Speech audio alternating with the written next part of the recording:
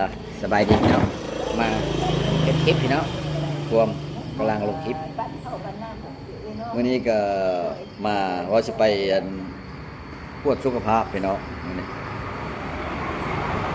ตรวจสุขภาพเล่นอย่างพี่น้องเล่นใบขับขี่เนาะตรวจสุขภาพเล่นใบขับขี่พี่น้องเฮ็ดใบขับขี่ใบขับขี่มัดต่ออายุเนาะวันนี้ไปกวดใบสุขภาพจะให้เมียไปที่บอกอ้อยบอกมื้อนี้นัดมีพี่น้องตายอีกพี่น้องอยู่ทะแคนให้เมียไป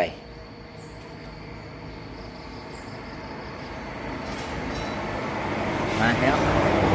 เข้ามาเบิ่งมา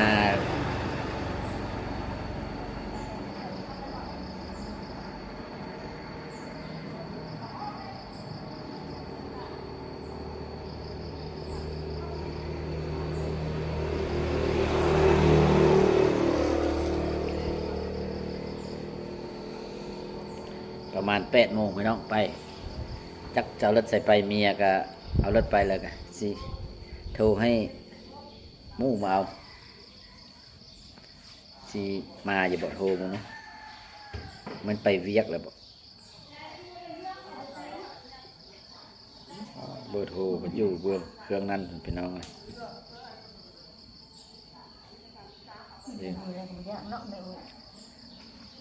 กำลังสิไปพี่น้องไปสิได้ให้เบิกเนาะว่าแม่นบ่มีใบขับขี่ก็เวลาข้ามมาแต่ไทยก็รถมันมัดอายุมันซื้อเพื่อพนักงานอยู่ด้านมันอย่างมันก็ซีเรียสเนาะมันเห็นเฮามัดอายุแล้วมันก็อยากได้เงินจังซั่นจังซี่คิดระเบียบนั่นนี่แต่ว่าตาม